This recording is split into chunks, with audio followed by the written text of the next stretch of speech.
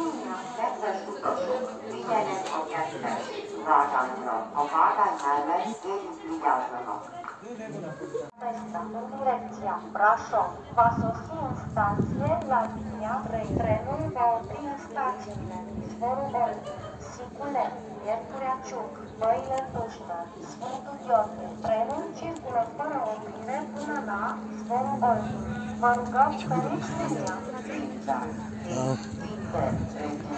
Budapest felől Brașov irányában érkezik a Árpád várányra. A vonat megállt a következő állomásokban: Szentdomokos, Margit-Szalva, Csíkszereda, Tuzsnányi, Sepsiszentgyörgy. A vonat megállásétől közlekedik Szentdomokos.